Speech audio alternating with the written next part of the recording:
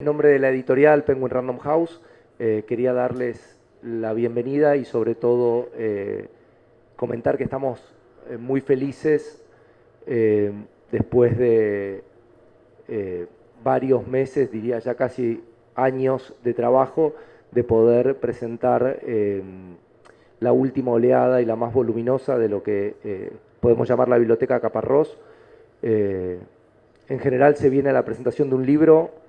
Hoy por el mismo precio vinieron a la presentación de casi 24 y van a venir más.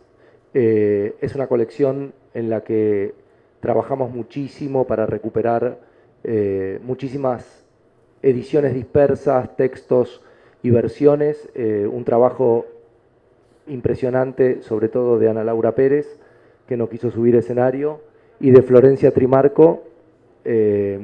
Así que nos parecía que lo mejor era un diálogo, que alguien conversara con Martín sobre una, no quiero decir carrera porque ya me va a destruir, pero una obra tan extensa y, y, y tan todoterreno, ¿no? Que va de la crónica a la novela, a la historia, y pensando mucho con Ana quién lo podía hacer. La verdad que el primer y único nombre que se nos ocurrió y que nos parecía obvio y, y a la vez difícil de conseguir era Cristian. Por suerte se lo propusimos e inmediatamente lo aceptó con mucha alegría, regocijo. Eh, y, y otro sentimiento más íntimo y más conmovedor, porque así como muchos saben por quiénes vinieron, yo estoy seguro que muchos hay acá que saben del larguísimo entramado de afecto y de trabajo en común que hay entre muchos de los que hay arriba de la mesa y entre el público. Así que por eso me parece que este diálogo de Martín y Cristian es la culminación, no solo un diálogo hoy, sino la culminación de muchísimos años de trabajar juntos, cerca o a una distancia, pero siempre estando atento a lo que se hace. Así que los dejo con ellos. Gracias.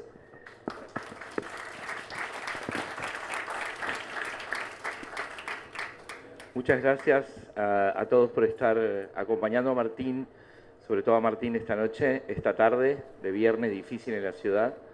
Es fin de mes, felizmente fin de mes, hay poca gente en la feria, llegamos todos fácil hasta acá. En 2 semanas temo que esto sea otra cosa. Todos llegamos tempranísimo, Martín. Vos también llegaste temprano. Yo estaba en un café de enfrente. Tenía tanto miedo de llegar tarde, viste, como en las bodas. Hoy le dije, parece que nos casamos. Me dijo que comprar un ramo de alelíes, no conseguí. No hay alelíes en otoño. Miren, yo para A mí me empezar... decepcionaste mucho, ¿eh? ¿Eh? Que a mí me decepcionaste mucho llegando temprano. Lo sospeché. Pero ahora hay una persona que se encarga de que yo llegue temprano a todas partes. Y Pablo Alarcón también se encargó, mi hijo, así que se lo agradezco. A ver, para empezar, yo querría hacer una especie de numeración no caótica, solo para que tengamos dimensión de lo que celebramos hoy con Martín acá, ¿no? Primero porque viajó, porque nos visita otra vez y siempre que viene, para los amigos y también para los lectores que pueden y tienen la dicha de escucharlo, es una alegría y una celebración. De modo que voy a leer esta extensísima lista de libros. Voy a leer todos los que logramos recopilar en una lista que no sabemos si está completa, los que fueron escritos y publicados, y de ellos ustedes sabrán luego, entrando en la página de Penguin Random House, cuáles son los 24 que pueden adquirir en el puesto de Penguin o en cualquier librería de este país. 1984, Ansai o los infortunios de la gloria, novela. 1986, Novelas a tus cuerpos, novela. A tus muertos, perdón, novela. 1990, El tercer cuerpo, novela. 1990, La noche anterior, novela. 1992, Larga distancia, crónica. 1994, Dios mío, un viaje por la India en busca de Sai Baba, crónica. 1995, La patria capicúa, ensayo. 1999, La historia, la gran novela. Me salté algo, en el 97, La voluntad, 3 tomos. 1999, La guerra moderna, crónicas. 2001, Un día en la vida de Dios, otra vez novela. 2001, Extinción, un libro raro, últimas imágenes del trabajo en la Argentina, con Dani Yaco, fotografías y textos. Fotos de Gianni, textos de Martín. Quizás haya habido alguna foto de Martín, ahora le preguntamos.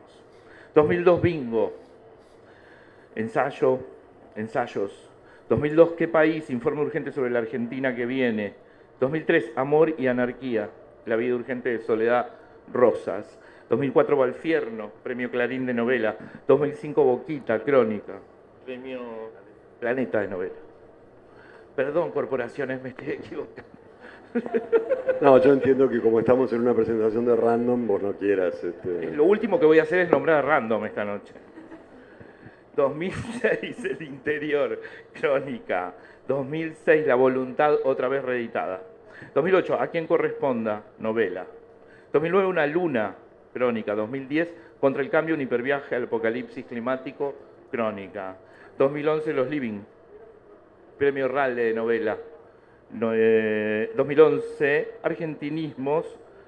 2012, Pali Pali, que me encanta, fotos de Corea. 2013, Comí, novela. 2014, El hambre, ensayo. Ensayo no, crónica. Bueno, ensayo, crónica, después lo discutimos, Martín. 2015, La crónica. 2016, crónicas y ensayos, ensayo y crónica, sí, ese es todo el libro. 2016, Echeverría, novela. 2018, Todo por la patria, novela. 2020, Sin fin, novelaza. 2021, Ni América, ensayo, crónica, crónica, ensayo. 2022, Los abuelos, novela. 2022, Sarmiento, novela. No. ¿De qué me olvidé? ¿En qué me equivoqué? Mira, sobra uno y falta uno. ¿Puedo decir? Hola, primero. Buenas noches. Los abuelos nunca fue publicado. Ese libro lo tenemos solo los que fuimos a su cumpleaños ese año. Sí, ese es un libro para mi cumpleaños de 60, ¿no? Sí. O sea que ese no. Está publicado en el 2022, es cierto, pero en polaco. El único idioma en el que está publicado por ahora es en polaco. Sí, porque mi abuelo, uno de mis abuelos, era polaco. ¿Y te acordás cómo es el título en polaco? Sí, me acuerdo muy bien. Y después hay otro libro que a mí me gusta mucho, que yo creo que aquí no debe haber circulado, que se llama Postales, que es otro libro de fotos con muy breves textos. Cada foto tiene un texto de, qué sé yo, 4.000 caracteres, fotos que yo fui haciendo a lo largo de bastante tiempo, y hay un texto de unos 4.000 caracteres, como si fuera una postal, como si fuera una imagen con un texto breve detrás, solo que es sobre, qué sé yo, fotos raras, lugares del mundo, no sé muy bien sobre qué es, pero está bueno. Creo que el resto está más o menos bien. Estamos en, Creo, ¿no? como para que se preparen, ¿no? Para que hagan su cuenta propia respecto a aquello que leyeron y aquello que no leyeron. Hagan lo mismo que hice yo hace 10 días y traten de suicidarse después para completarlo. Es un montón, Martín. Vos escribiste, entre muchísimas otras cosas, sobre tu propia escritura. En algún momento, creo que en la crónica, que los libros son como medallas, como condecoraciones, ¿no? Que los experimentan los escritores de algún modo así. Son un montón. ¿Sí? Un generalísimo. ¿Un qué? Un generalísimo. No Digo, sé. tenés muchas medallas. No. Porque cada libro, todos lo sabemos, los que escribimos pocos libros también, lleva mucho laburo. Sí. Espero no haber escrito eso, ¿eh? Te lo juro. Es un poco repugnante, ¿no? Bueno, te lo Digo, juro. la idea de medalla. Sentite lleno de medallas. Son medallas, en definitiva, digo, son batallas, son guerras personales, son noches, tiempos, un montón de horas, son en algunos casos investigaciones, en otros obsesiones. Medallas del tiempo a las batallas de las edades que blasón latino.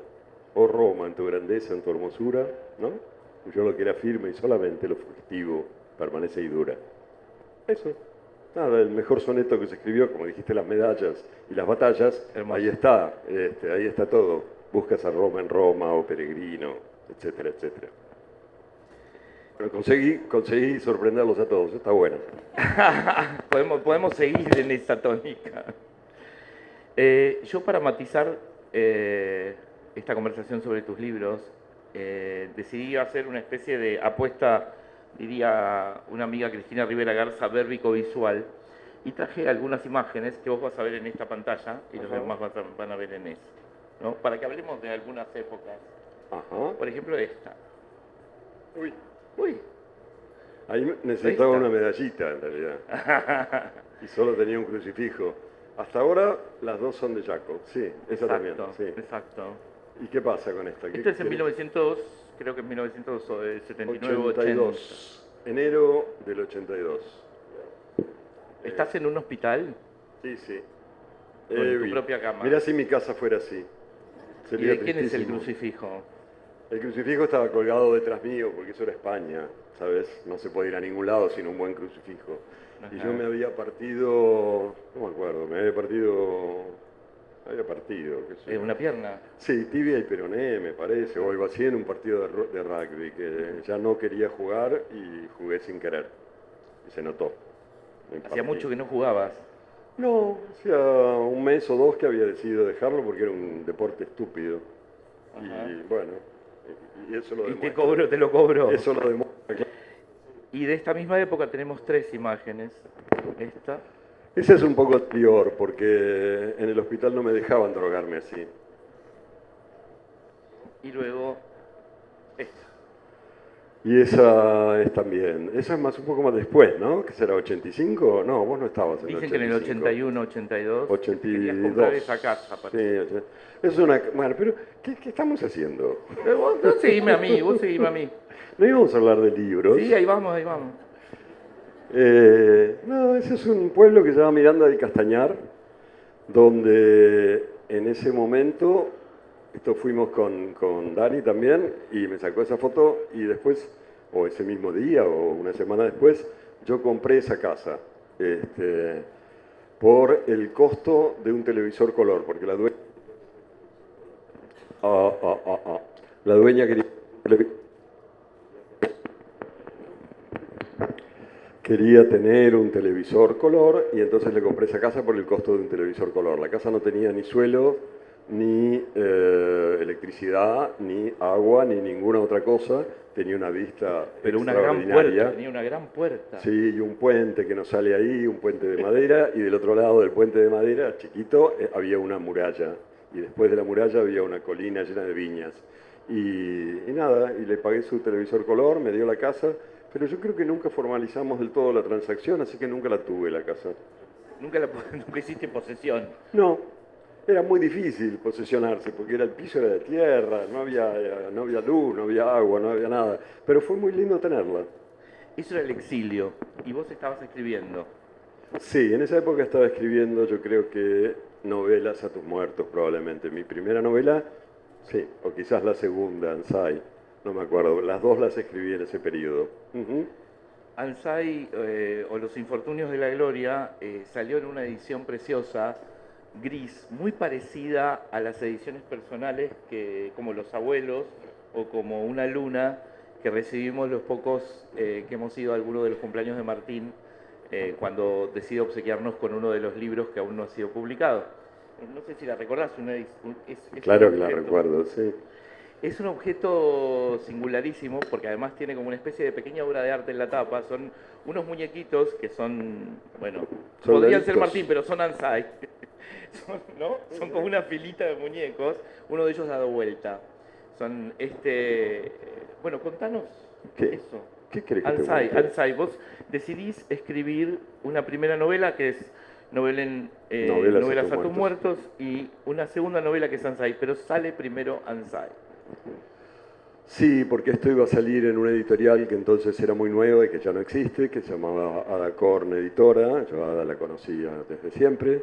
Y ella quiso salir con un libro mío y otro de Aira, que era El vestido rosa. Pero yo le presenté mi primera novela, que era la que yo quería publicar, que se llamaba Novelas a tus muertos, y ella no quiso publicar novelas. Entonces me dijo, no, esto preferiría no, pero me dijiste que tenías otra, no sé qué, y le llevé a Ansai, y publicó Ansai, que me ha obligado en los 40 años siguientes a explicar que mi primera novela no es la que publiqué primero, sino la segunda, bla, bla, bla. Es interesante porque me dio algo de qué hablar durante mucho tiempo. Bueno, sí, lo singular siempre gana, pero yo intuyo que se trataba de otra cosa, ¿no? En el motivo por el cual quizás Ada Korn no se animó a publicar esa primera novela, y es porque Novelas a tus muertos es una novela que digamos que se atreve, ¿no?, a hacer una operación literaria distinta, que es hablar de la generación del 70 sin el respeto reverencial que todos los otros autores tenían en ese momento, ¿no? Yo creo que en ese momento no había autores que hablaran de la generación del 70, Todavía ni con respeto reverencial ni con ninguna otra cosa. Yo me acuerdo de estar escribiendo esa novela la empecé cuando todavía vivía en Francia, pero trabajé sobre todo en España, que me fui allí en el 80 o algo así. Y me acuerdo que mientras la escribía, yo pensaba todo el tiempo, qué tontería estar escribiendo sobre esto. Es una novela sobre eso, sobre unos jóvenes militantes más o menos cercanos a la juventud peronista o pertenecientes de distintas maneras a esa tendencia entre el año 70 y el 76, por ahí. No, está bastante largo. Y yo decía, mientras lo escribía, yo decía, qué tonto estar escribiendo sobre esto, porque debe estar lleno de gente mucho más experimentada que yo, mucho más hábil que yo con estas cosas, que esté escribiendo sobre lo mismo. Y cuando empezó a pasar el tiempo y volví a la Argentina y vi qué se había hecho y qué no se había hecho, resultó que nadie había escrito sobre eso todavía. Después es que se escribió un poco más sobre víctimas y desaparecidos y cosas de esas, pero sobre la militancia en sí no se había escrito. Y es una novela rara, yo hace mucho tiempo que no sé cómo es. Iba a decir que en la primera novela, bueno, las fotos que hemos visto han sido de Dani, ¿no? Hasta ahora. La primera novela, el dibujo en Ansai, el dibujo del que hablabas, lo hizo otra Dani Brunner, Daniela Brunner. Y el editor de novelas, A tus muertos, es otro, yo no diría Dani, pero por lo menos Daniel Divinsky, que está acá y le agradezco mucho que haya venido. Así que venimos de Danieles, de Danieles y Danielas. En Danieles. Hay otra foto, más o menos de esa época, creo yo. Atrás hay un barco. Sí, ahí me estoy yendo por segunda vez, en el principios del 86. ¿Por qué te ibas? ¿Por qué te ibas? Bueno, qué sé yo. Yo había estado fuera hasta el 83 y después estuve acá 83 y 84, no, este es 85, perdón, principio del 85. Y había estado acá esos 2 años y había sido muy distinto de mi vida en España y en Francia, porque había hecho como muchas más cosas públicas, había estado en una radio, había escrito en prensa, había publicado mi primera novela. ¿Ya habías hecho el programa con Dorio? No, sí. Sí. Daniel Divinsky dirigía esa radio. Okay. Y además es el que se le ocurrió el nombre de ese programa, que es Sueños de una noche de Belgrano, porque la radio se llamaba Belgrano. O Belgrado, según decían los que la acusaban de un poco provocadora. Sí, eso fue en el 84 y fue como mi primer trabajo muy público, digamos. Un programa de radio que ahora suena raro, era de 0 a 2, de 12 de la noche a 2 de la mañana, un horario que ahora probablemente sería muy poco fructífero, pero me parece que en esa época la televisión se acababa a las 12, no había ninguna otra opción de medio de comunicación a esas horas que la radio, entonces se escuchaba mucho más. Y tuvo una serie de momentos. Ese programa, por ejemplo, lo asaltó un comando de extrema derecha, nos tuvo de rehenes ahí durante un rato largo. Sí, el 2 de abril, porque el 2 de abril del 84, que fue el programa era temático, cada día era sobre algo. Y entonces el 2 de abril empezamos a hablar, obviamente, de las Malvinas. Y decíamos que era problemático celebrar la invasión de las Malvinas pensando, por ejemplo, que el primer mártir argentino, el que en ese momento se reconocía como el primer militar argentino de graduación que había caído en las Malvinas, era un teniente yaquino o algo así, que decíamos, si no hubiera muerto allí, ahora estaría enfrentando acusaciones muy graves por violación de derechos humanos, pero así, tortura, secuestros, todo ese tipo de cosas. Decíamos, es complicado tener un héroe de la patria que, si no lo hubieran matado, estaría preso, o debería estarlo. Y bueno, y al cabo de una hora o así, llegó una especie de comando, eran como 8, venían todos con las manos así adentro de la campera, yo no sé si tenían armas o no, nunca lo supe, y decían que nos iban a matar. Y parecía de verdad. ¿Y la actitud de ustedes cuál fue? Sherezade. Le dijimos al jefe, que era un señor Castro Giovanni, que se sentara a la mesa y que discutiéramos, que si tenía algo que decir, que habláramos. Este es el viejo truco de Sherezade, mientras le des charla al sultán, el sultán no te mata. Y entonces discutimos durante como media hora, fue un programa raro, porque toda esa discusión salió al aire en directo. Programón, aparte, un gran programa. Sí, nos dieron un premio después con eso y todo.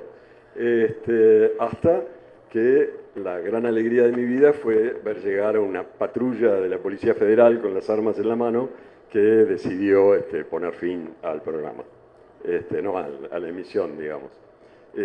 Tuvimos suerte, nos llevaron a todos a la 17, a la comisaría de Las Heras y Callao, a ellos los soltaron bastante antes que a nosotros, por supuesto.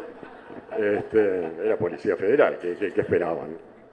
Y ahí estuvimos, fue lindo. Mientras ¿Qué duró. pasó con la novela cuando salió Novelas a tus muertos? Poquito. No pasaba mucho. ¿Cómo era la literatura en ese momento? ¿Cómo era el campo en el que jugabas? Vos llegabas como autor nuevo. Querías comerte la cancha, me imagino, con ciertas ambiciones. No. ¿No te importaba mucho? Me parece que era una época en que lo que importaba era escribir, en el sentido de que no había esta sensación que quizás algunos tienen ahora, de que escribiendo se pueden ganar cosas, digo, materiales o inmateriales, ¿no? Reconocimientos o dineros o viajes o cosas. A nosotros nadie nos daba nada de eso. Entonces no había ambición, la única ambición muy extrema era escribir un buen libro. Eso era una gran ambición que teníamos. Pero además éramos, qué sé yo, nos juntamos un pequeño grupo, ¿dónde estás ahí? Con Daniel. otro Daniel, no puedo salir de los Danieles, qué desastre. Increíble, ¿no? Cuando dijo hoy Daniel, digo, ¿es Goebbels? No. Sí. De supuestos jóvenes escritores. Y fundaron Babelia. No, eso fue después. Ah. Ahí, Babel, Babel. sí. Babelia dicen que se llama Babelia Por porque Babel. Babel estaba ya ocupado. Eso dicen. Debe ser mentira. Pero hicimos sí, un pequeño grupo, primero informal, de jóvenes escritores. Estaba claro que éramos jóvenes, eso no había ninguna duda. Lo primero que hicimos fue una mesa redonda en el Centro Cultural San Martín, que entonces era un lugar muy caliente, donde estaba Dani Goebel, Alan Pauls, Luis Chitarroni y Sergio Cheflek, ¿no? Y yo, y moderaba Jorge Dorio. Y la titulamos Inéditos de ayer, de hoy y de siempre, porque ninguno de nosotros había publicado nada todavía. Esa fue la aparición, digamos. ¿Y qué? No, y después sí hicimos un disque grupo literario que se llamó Shanghái, porque nos atacaban en...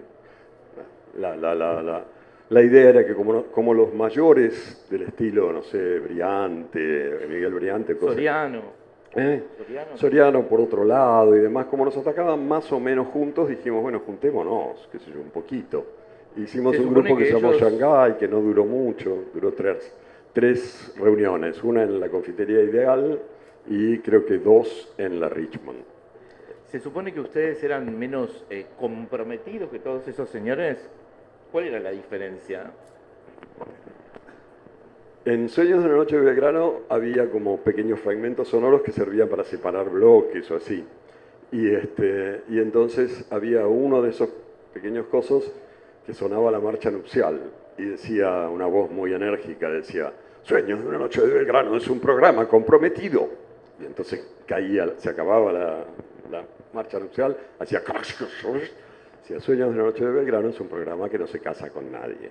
La idea del compromiso nos sonaba muy parecido a casarse con alguien y tener que entregar tus intereses, tu autonomía, tu pensamiento a la línea de un partido o la línea de vaya a saber qué. Entonces yo por lo menos no tenía ganas de hacer eso, entonces la palabra compromiso o comprometido me sonaba un poco, qué sé yo, distante. Y eso implicaba, me imagino, una relación con la literatura argentina anterior, más o menos canónica, ¿no? O sea, las veredas que habían sido siempre veredas, enfrentadas, las grietas que no son tan nuevas, ¿no? Yo creo que no había en esa época, era una época rara, fíjate que... Pero sí, seguramente admiraban a algunos escritores y no a otros, digo, Sí. Uno entiende el parricidio, digo, la literatura o las generaciones, digo, te peleás con alguien, te enemistás con la idea de justamente aquel que está diciendo cómo deben ser las cosas, ¿no? Mira, la módica pelea que tuvimos con algunos de estos un poco mayores que nosotros tenía que ver con que no queríamos notarlo, justamente. Con que eludíamos esa idea de parricidio porque no nos interesaban, en todo caso. Y Quizás eso medio les molestaba, por supuesto, mucho más. Quizás eran medio hermanos mayores, digo, y no tan padres, ¿no? ¿Eso es Hablamos malo? de quién, ¿Ser hermano mayor es malo?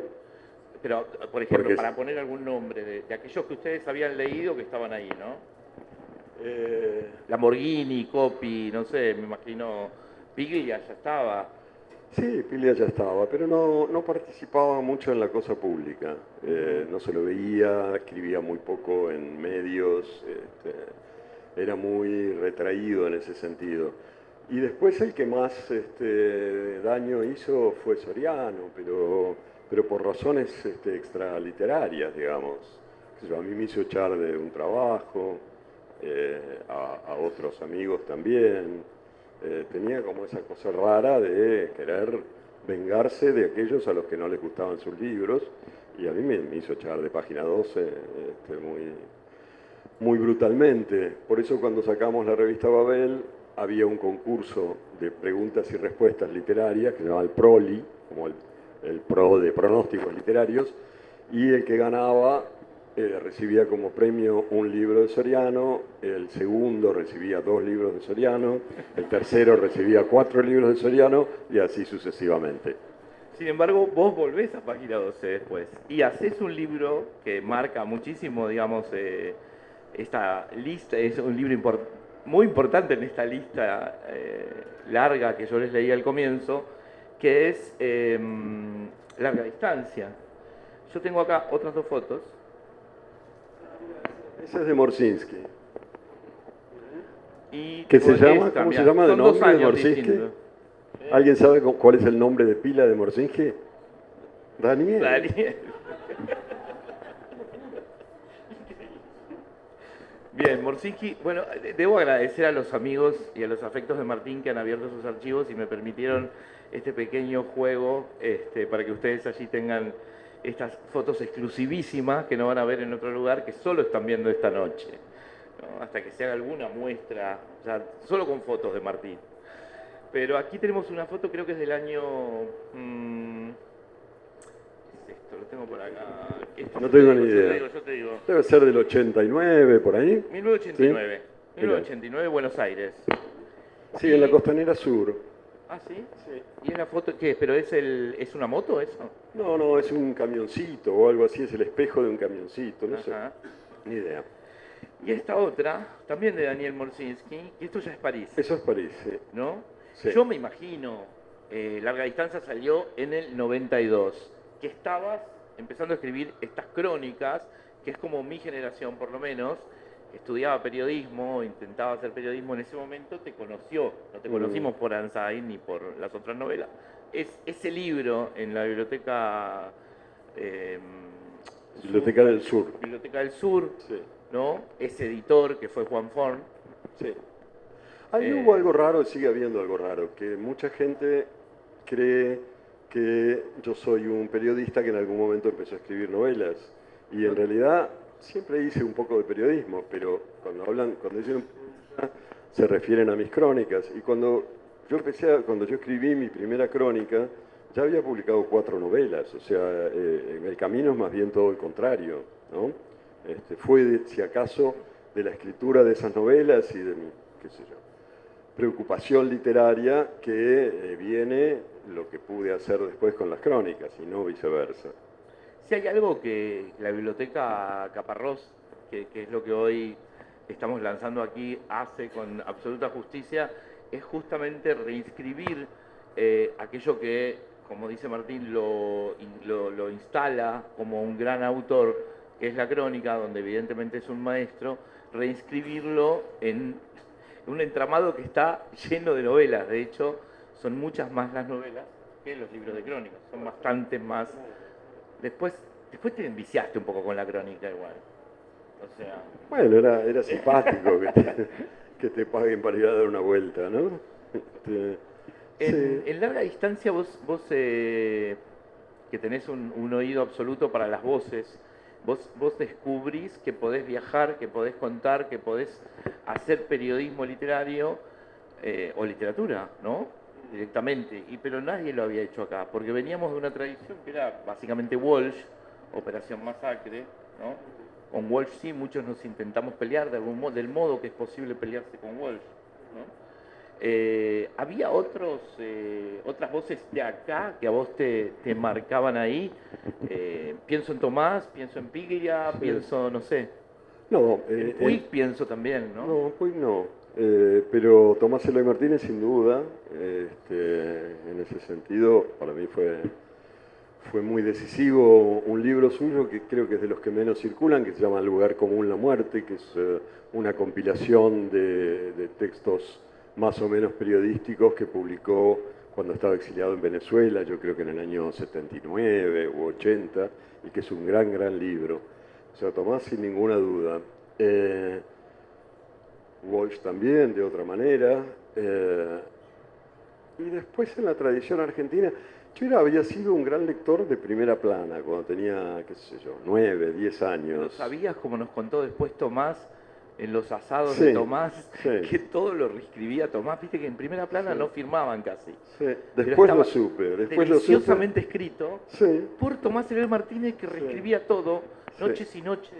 Dice que él y Ramiro de Casasbellas, dice que reescribían cada número de la revista. O sea que mucho tiempo después supe que en realidad había sido un lector muy primigenio de Tomás Eloy Martínez, porque lo leía y sin saber que era él, digamos, ¿no? Pero no sé, y después cuando empecé a escribir crónicas ya había pasado un tiempo en España y había leído otros periodistas españoles. ¿A Manuel Vincent? Manuel Vicent fue muy decisivo. Tenía un libro, Manuel Vincent, se llamaba... Vicent. ¿Cómo se llamaba el libro? Quita tus sucias manos de Mozart, ¿no? Sí. A mí me gustaba más otro que se llamaba Sonatas de Otoño, que eran historias de viejos que contaban cosas de su vida. Pero lo que me gustaba más de Vicent era la música. O sea, tenía y tiene todavía una música para la prosa increíble. Yo creo que lo escribí por ahí, pero después se lo dije alguna vez, que de muchos de sus artículos yo no me acordaba de la letra, pero los podía tararear, ¿no? Y realmente son artículos que se pueden tararear. Tiene una música. A él le copié mucho la música. Vamos a avanzar, porque se nos va el tiempo, yo no puedo creer lo que ha pasado. 93 o 94. No, menos. Menos porque no, Juan nació en el 91, en enero, y ahí debe tener 2 años, ¿no? No, 4. ¿Qué decís? 3. Bueno, 3. 94. Okay. 94. Es decir, ya habías comenzado a pergeñar o escribir, no sé, tu novela de 999 páginas, que en realidad eran menos, La historia. Sí, estaba escribiéndola en ese momento.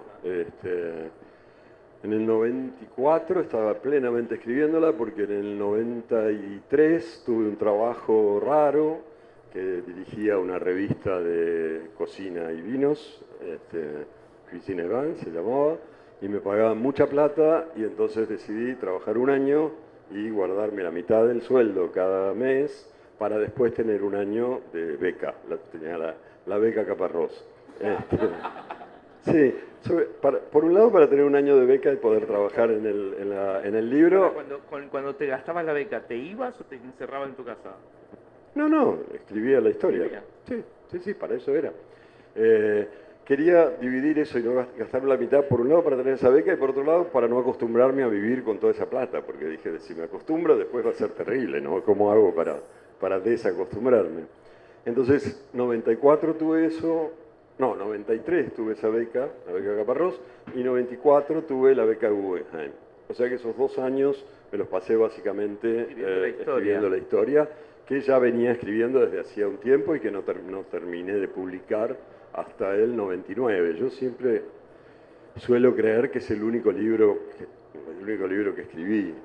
No está en esta colección, lo cual nos complica un poco las cosas. Pero sí, siempre creo que es el único libro que escribí. Creo que todo lo que me importa haber escrito, o la enorme mayoría de lo que me importa haber escrito está ahí. La historia es una novela que supuestamente relata el hallazgo de un manuscrito, otra vez el viejo truco del manuscrito, de una cultura que no se sabe dónde habría sucedido, pero que un historiador argentino atribuye al noroeste argentino. Y lo que tiene el libro... Calchaquí, ¿no? Calchaquí, sí. Yo decía Calchaquí.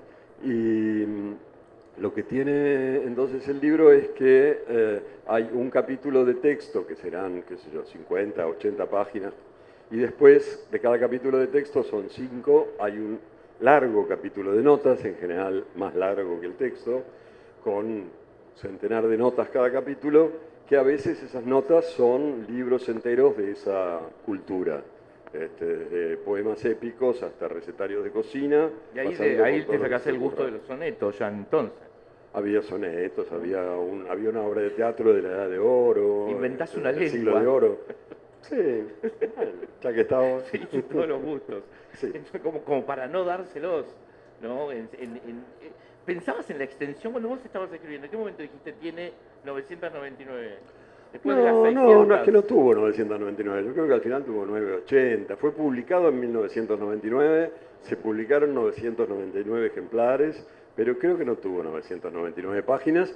Y hubo un momento que me di cuenta de que iba a ser larga, que el sistema era de proliferación, cancerosa, quiero decir, no podía parar de proliferar. Entonces, bueno, dije, está bien, si va a ser larga, que sea larga. Si la quieren leer, que la lea, qué sé yo, nunca fue ese el problema, y sí ese de darme, como vos decías, todos los gustos. Quería además encontrar una lengua casi propia, efectivamente. ¿Cómo convenciste a un editor de esa época de publicar tamaño libro? Ese no se llama Daniel, mirá, ni está acá. No, me lo crucé ayer. ¿Al editor? Al editor, sí, anteayer. Después de muchos años de no verlo, me crucé con Fernando Fagnani, que era el editor de Norma en ese momento. Él fue el que publicó los 3 tomos de La Voluntad, cuando Planeta, donde yo había publicado 2 o 3 libros, no lo quiso porque dijo que era muy largo, que no lo iba a comprar nadie, etcétera, etcétera. Y entonces Fagnani decidió publicar los 3 tomos de La Voluntad. Y le fue bastante bien, y en un momento le hice como una apuesta. Le dije, no me acuerdo cuánto eran los números, pero le dije, si vendés tantos ejemplares del 3er tomo de La Voluntad, me publicás la historia como yo quiero, como se me dé la gana. Y cumplió. Y la publicó realmente como a mí se me dio la gana, o sea, con una tapa, por ejemplo, con una tapa dura, sobrecubierta en blanco, donde la historia casi no se leía. El color de la tapa era verde, como las obras completas de Borges de Messé en el 73, y tenía la misma cintita roja que tenía las obras completas de Borges, aunque ahí exageró y le puso 2 cintitas rojas, pero bueno, esa es la cursilería del editor agradecido. Y después, y tenía 10 grabados de Ariel Minarcevich, que los había hecho especialmente, que estaban pegados a mano en los lugares donde correspondía. O sea, una edición con todos los chiches que uno pudiera Eran numerados. Eran numerados a mano por el autor. El idiota del autor se pasó no sé cuántas horas numerando a mano en un galpón de barracas. Feliz, Chocho, estabas feliz. Ese fue tu gran momento, evidentemente. ¿Cómo? Numerar cada ejemplar fue tu gran momento, no nos mientas. Era de noche, había unas señoras que estaban pegando los grabados y se quejaban. Olor a imprenta, se quejaban. tinta. Pero bueno, sí, fue un gran momento. Digamos que fue un gran momento. Qué bueno. Vamos a seguir por esta imagen, que estamos hablando de Valparaíso, Puerto, más o menos 2004. Sí, Valparaíso. Y entonces se vienen más libros de crónica, ¿no? Yo creo que vino La Guerra Moderna, que junta crónicas. Esa no sabemos quién la sacó, ¿no? No, este es archivo personal. Ah, ok. ¿Qué más crónicas decís en esa época? Me parece que publiqué más novelas. 2004, ese año fue Valfierno. Ah, es Valfierno. Ese año fue Valfierno. No sé si estaba haciendo mucha crónica en esa época.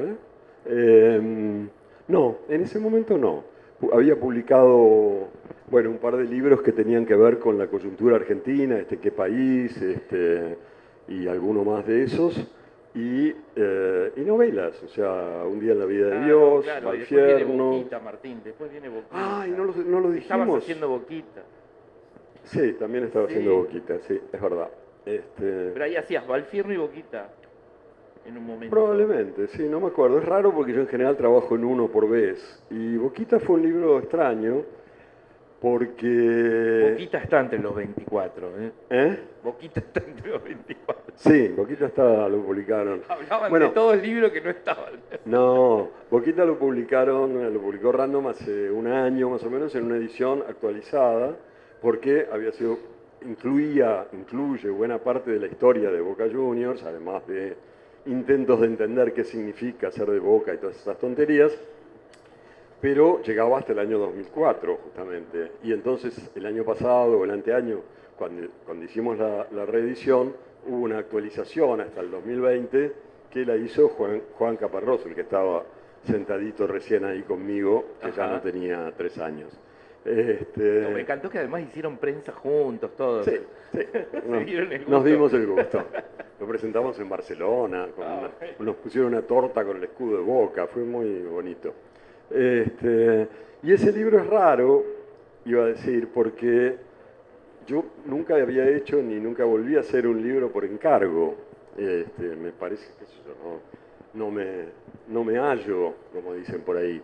Pero ese fue un día que fui a Planeta en el año 2003 o 2004 y el entonces director de Planeta, que se llamaba Ricardo Sabanes, me dijo que querían hacer un libro para el centenario de la Fundación de Boca, que era en el 2005, que si lo quería hacer. Y yo, por supuesto, mi primera reacción fue ponerme digno. Dije, de ninguna manera, yo no hago libros por encargo. ¿Cómo se te ocurre semejante cosa? Bueno, quedó así un poco apichonado el amigo Sabanes y me fui. Y a las 4 o 5 cuadras iba caminando por Independencia y empecé a pensar, la puta que lo parió, este libro lo va a hacer otro. Y a mí me va a dar unos celos y una envidia. Y lo llamé por teléfono y dije, no te preocupes, lo hago. Nos quedan 10, es increíble, pero nos quedan 10 minutos. Yo voy a avanzar en mi lista de hermosas fotitos, porque es un archivo muy bonito. Seguimos el archivo personal. 2008, quizás. Ese es el día que nevó en Buenos Aires. Fue 2009, me parece. ¿7? Qué hermoso que todos podríamos decir exactamente qué hicimos ese día. 9 de julio. 9 de julio. Fue un día muy interesante, porque, bueno, obviamente todos sabemos que aquí no nieva, y ese día, no sé si se acordarán, a las 3, 4 de la tarde, cayó como una especie de aguanieve. Y entonces todos dijimos, oh, nieva, qué bueno, por fin nieva en Buenos Aires, sabiendo que no era muy cierto. Pero lo dijimos, salió en los diarios, las televisiones, todos hablaban de una nieve radicalmente falsa. Y a las 6:30, 7, nevó. Y nevó de verdad. Y hizo cierto aquello que había sido hasta entonces una mentira en la que todos nos habíamos puesto de acuerdo, ¿no? Fue muy interesante, fue literatura. Te iba a decir, esto sintetizaría la obra, la Biblioteca Caparrós, ¿no? Ese procedimiento climático. Yo recuerdo ese día porque varios amigos relataban que no había lugar en los hoteles de alojamiento. Esa tarde, con toda lógica, ¿no? Y entonces... La lógica, más o menos. Si nieva, te vas a ir a un lugar donde no te cae ni un copo. Bueno, veo que tenemos pensamientos distintos. Sí. Pensamiento lógico, pensamiento, sí, en fin. Esto es el mismo año en México. Sí, no, creo que México. sí, México, en el sur de México, bueno, por ahí. Vos estabas ahí por Palenque, creo que publicar Palenque o una cosa así. A Alguna Quien zona. Corresponda, ¿no? ¿Eh? ¿Estabas por publicar A Quien Corresponda? Lo No, a sacabas quien corresponde es del. Ah, sí, del 8, ¿no? 2008. Quien quiere seguir el hilo puede empezar en Novelas a tus muertos, donde el personaje es el mismo, ¿no? A quien corresponde está acá, ¿no? Sí, ¿A Quien Corresponde? Sí, ok. O sea que vamos a hablar mucho tiempo de a quien corresponda. No. Pero te llevo te llevo No, A Quien Corresponda. a quien corresponda fue una confusión, porque yo ya había escrito demasiado sobre los años 70. Quiero decir, había escrito Demasiado novelas porque a habías tus publicado muertos. La Voluntad, que eran 3 Por tomos, eso, ¿no? ya me parecía que ya había agotado mis posibilidades de escribir sobre la época. Había escrito mi primera novela sobre eso, había escrito La segunda. junto con Eduardo Anguita 3 tomos sobre eso, o 5 en algunas ediciones. Y sin embargo, se me cruzó de algún modo la, digamos, necesidad de volver a escribir sobre eso, cuando ya pensaba que no lo iba a hacer nunca más, en una novela que tiene que ver ya no directamente con los 70, sino con el uso de los 70 en esos días, en el 2000, qué sé yo, 2008, 2009 o lo que fuera, que era algo que lo había vuelto a poner en un primer plano, que a mí me inquietaba, y se ve que me inquietó lo suficiente como para retomarlo en una novela con una excusa más o menos policial, pero muy fuertemente ligada con el tema ese de los años Explotás 70. un personaje que habías creado 15 años antes. ¿Sí? ¿Será el mismo? Para mí es el mismo, ¿no? No es Carlos el... Puede ser que sea. ¿Sí? No me acuerdo. Yo por suerte no me acuerdo Bien. nada. Esta la voy a pasar, aunque es una gran foto, creo que de Daniel Yo también. no sé, ¿sí? No sé. Eso es Se ve Martín. bien la cicatriz ahí, ¿eh? Sí. Sí, es por eso. Y me puedo ir a una que me encanta, que es esta. Eso ya es 2018. Sí, eso es en Costa Rica, Costa hace Rica, poco. haciéndose Sí. el gracioso. Haciéndome el vivo, sí. Y esta me encanta también. Ah, sí, todo eso es Morsinski, ¿eh? Qué bárbaro, qué hinchabola. ¿Viste? Morsinski te hace hacer cosas absurdas. Y lo increíble es que nos convence a todos de hacerlo. Vos entonces estabas escribiendo una novela que yo leí esta semana que se llama Sin Fin. Sí, probablemente. Sí, porque se publicó en el 2020. No sé Sin si... Fin es una distopía, vayan a comprar Sin Fin. Sin Fin es una distopía pre-pandémica que estremece no solo porque es una gran novela, que además hace el procedimiento contrario. Es novela, literatura, ficción absoluta, pero usa todos los métodos en la escritura del periodismo. Es el procedimiento contrario, ¿no? Eso la vuelve un artefacto delicioso porque estás todo el tiempo... ¿Cómo es esto? En Sin Fin, Martín, además, él, que es el más racional, el más, sí, de mis amigos, diría, logra convertirse en un visionario. O sea, hay cosas que en esa novela ocurren, que ocurrieron al año siguiente.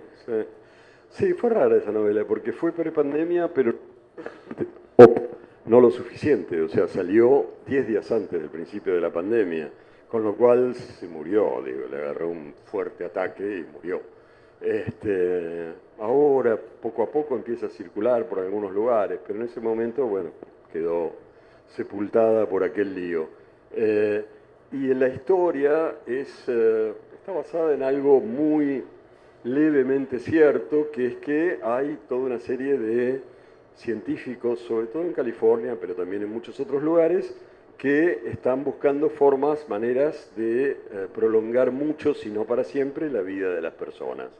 En general les pagan estos grandes multimillonarios tipo Musk o demás, muchachos que están tan contentos con lo que les tocó en la vida que no quieren que se les acabe.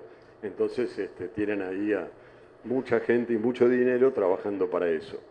Y básicamente las búsquedas se dividen como en dos líneas Los centrales. maquinistas.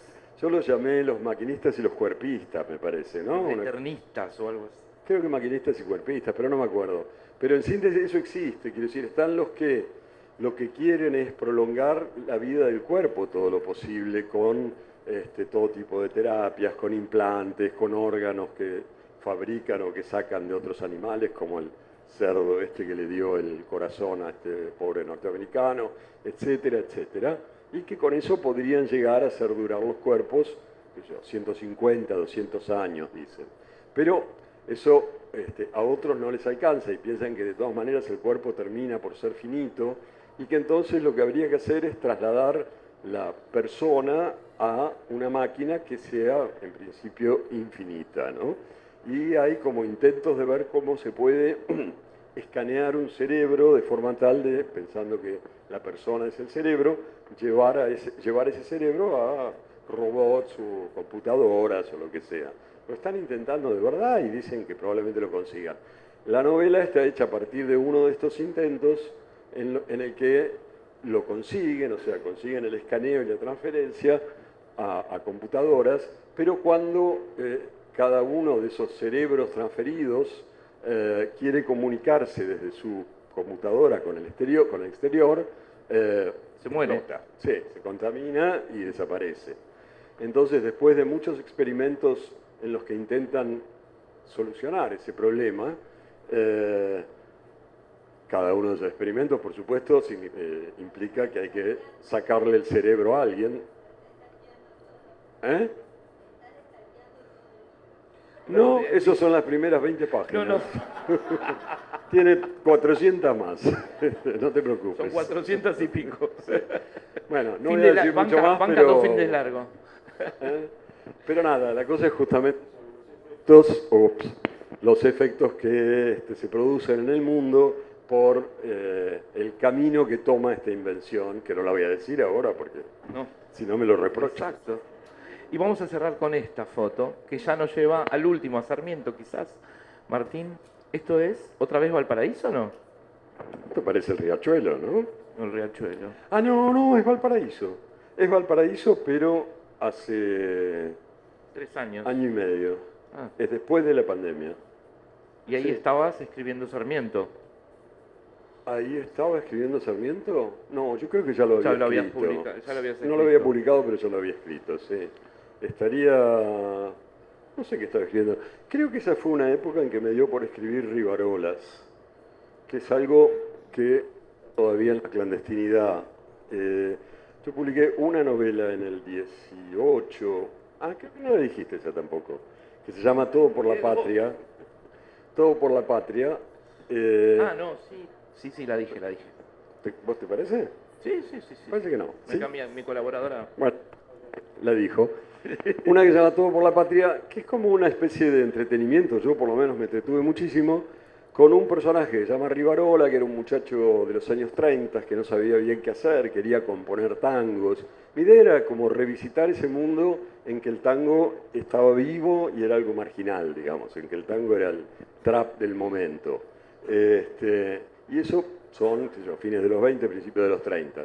Esta sucede en el 33 y Rivarola, que es como una especie de buscavidas, se encuentra involucrado en la búsqueda, no de una vida, sino de Bernabé Ferreira, que era el futbolista más famoso de esa época, y a partir de ahí, bueno, empiezan a pasar cosas, de vez en cuando aparece alguno de los tangos que Rivarola va escribiendo, que yo escribía con mucho placer, y termina, como no servía para nada, termina entrando como periodista en Diario Crítica, de Natalio Botana.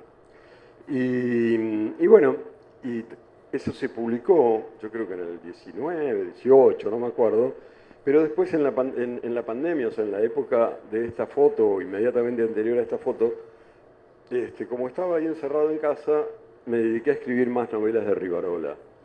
¿Tenés una Sí, saga? tengo 5 más. Ok. Sí, porque se me ocurrió que cada una iba a ser un año y en cada una iba a pasar algo relacionado con ese año. En el 33 fue la desaparición de Bernabé Ferreira, Claro. que fue cierta. En el 34 fue Aparte básicamente... son unos años tremendos, o sea, todos Sí. los años tienen... Sí. cantidad Hay un de tanguito muy sucesos. lindo que escribe Rivarola contra Borges. porque vos, que se llama Gil, te crees un gran señor y sos un Gil, Gil, te crees, etcétera. Estaba enojado con Borges porque le quería sacar la novia, cosa que nunca conseguía Borges, por supuesto. Y después en el 34 fue la visita de García Lorca y unas historias con la Zvi Migdal, con esa red de prostitución de origen judío. En el 35 la muerte de Gardel, en el 36 el inicio de la guerra civil, en el 37 un movimiento como de derrumbe de grandes mansiones del fin del siglo anterior que cambiaron mucho la ciudad y que dieron lugar a una serie de corruptelas, etcétera, etcétera. Bueno, tengo eso, pero nadie las quiere publicar porque publican cosas viejas. Bueno, hay que ver qué pasa con la biblioteca Caparrós, Martín. No, nada está dicho. Y por otro lado sabemos que como no te podés quedar quieto, ya estás empezando algo con Miguel Rep, ha trascendido, ¿no? Creo que van a ser Hernández, dibujado y escrito. Es decir, esa larga lista de hace una hora que indica que esto, para mí, lamentablemente, imagino que para ustedes también, está cerrando, esta celebración está cerrando, no ha terminado y tenemos Martín Caparrós para rato. ¿No? ¿Se acabó? Se acabó, Martín, me están Acaba de echando. Pero Martín no termina acá. Martín va a firmar ejemplares en el stand de Penguin Random House, así que se me van para allá y allá los saludan. Muchas gracias a todos por habernos acompañado. Gracias.